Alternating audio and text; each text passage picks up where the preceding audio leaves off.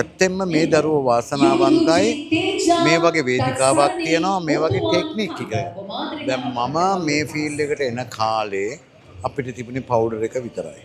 අද දවසේ සුරංගී අත්තනායක ඇයගේ මේ රූපලාවන්‍ය ශාස්ත්‍රයට පිවිසෙන දරුවන්ට සම්මාන ලබා දීම සහ මනාලියන්ගේ දැක්ම මේ සියලු කටයුතු සිදු වෙන අතරතුරේ අපි කිංස් බේ හෝටල් පරිශ්‍රයේ තමයි ඉන්නේ මීගමුවේ. ඒ අතරේ ඉන්න අපි ගොඩාක් ආදරය කරන අපේ ශාස්ත්‍රයේ දැවැන්තෙක් ප්‍රවීණෙක් නිරන්තරයෙන් මෙවැනි දශක ගණනාවක් තිස්සේ මෙවැනි දරුවන්ට ගුරුහරුකම් දීපු කෙනෙක් ගීතප්‍රිය මහත්මයා කියලා කිව්වම මං හිතන්නේ අපි රූපලාවන්‍ය ශාස්ත්‍රයේ ඇත අතීතයට ගියාම ඔබ මේ ශාස්ත්‍රයට කරපු දේවල් සේවාව මතක් වෙනවා එකින් එක.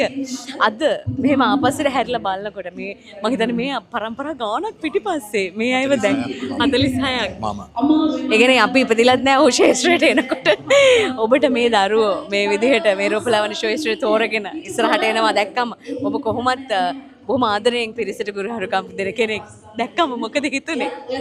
ඇත්තමයි. දැන් මේක මම දකින්න පැත්ත මෙතනදී කාන්තා ව්‍යවස්ථායත්වය. අද රටට අත්‍යවශ්‍ය දෙයක්. මොකද කාන්තා ව්‍යවස්ථායත්වය කියන්නේ පෞල් සංස්ථාව නැති කර ගැනීම නොවේ. අද කාන්තා ව්‍යවස්ථායත්වය වැඩිපුරම තියෙන්නේ ෆුඩ් සිටි වල කැෂියර් සේල්ස් ගර්ල්ස්ලා ඉන්නවා ගමන්ස් ඉන්නවා. නමුත් එතනදී ඒගොල්ලන්ගේ කාර්ය ඩියුටි පීරියඩ් එක ගොඩක් වැඩි නිසා දරුවෝ පවුල කියන එක අමතක වෙනවා. නමුත් මේ රැකියාව තුළින් මානසික සුවය එතකොට පවුල් සංස්ථාව පෝෂණය ඒ හැම දෙයක්ම සිද්ධ වෙනවා. ඉතින් ඇත්තෙන්ම මේ දරුවෝ වාසනාවන්තයි මේ වගේ වේදිකාවක් තියෙනවා මේ වගේ ටෙක්නික් ටික.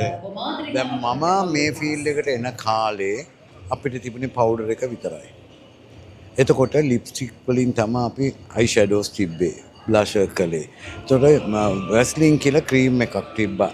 මේ හෙයාර් ස්ප්‍රේ ජෙල් තිබ්බේ නැහැ. ඕකෙන් තමයි අපි ඇඟිලි වල මැනුවලි අපි අතින්ම තමයි හුරු උනේ රූපලාවන්‍ය කරන්නේ. ඉතින් අත්තර මේ ළමයින්ට හැම මැෂින් එකක්ම තියෙනවා. මම ආරාධනා කරන මුළු රටේම ඉන්න ශිෂ්‍යයන්ට මැෂින්ස් වලට යට නොවි දෑතට හුරුව ගන්න. දෑතට හුරුව ගත්තොත් තමයි ඒක මැෂින් එකකින් ඒ ප්‍රොඩක්ට් එක හරියට කරන්න පුළුවන්. ඒක නිසා සුරංගි කියන්නේ මගේ හොඳ සහෝදරියක්. නැතිපතා කතා කරනවා. ඒ වගේම හරි නිහතමානී කාන්තාවක්. මොකද මොන හරි දෙයක් දැනගන්න නම් අයියේ මට මෙන්න මේ දේ කියලා අපෙන් අහනකොට ඇත්තටම සුරංගි මොන හරි ඇහුවොත් මට නම් බොරු කියන්න බෑ. මොකද සුරංගු ගුරුවරියා. මගෙන් අහගන්න දේ සමහර විට දරුවන්ට කියලා දෙනවා. එතකොට මම වක්‍ර විදිහට ඒ බැඳිලා ඉන්නවා මේ ඇත්ත දේ කියලා දෙන්න. ඇත්තටම මේ හරි නිහතමානී කාන්තාව. හරිම නිහතමානී කාන්තාව. වැඩි සද්දට වැඩ නම් කරනවා හරියට. ඉතින් මොනවා හරි දැක්කත් මොනවා හරි සුරංගිගේ වැරද්දක් දැක්කත් මම කියනවා නංගි මෙන්න මෙතන පොඩ්ඩක් අපි හදාගමු නේද? හරි නිහතමානීව ඒක හදා ගන්නවා. ඒක තමයි හොඳම ගුණාංගය. ඔටුන්න අපිට තියෙනවා ඔටුන්නේ ගල් වැටෙන්න දෙන්න අරකයි. ඔටුන්නට ගල් ඇලවෙන්න දෙන්න. ඒ වගේ හොඳ ලස්සන ඔටුන්නක් දාගෙන මම හිතනවා සුරංගිගේ ඔටුන්න තව තවත් බැබලේවා මේ ආයතනයේ බැබලේ දරුවන්ටත් හොඳ අනාගතයක් ලැබේවා කියලා ප්‍රාර්ථනා කරනවා.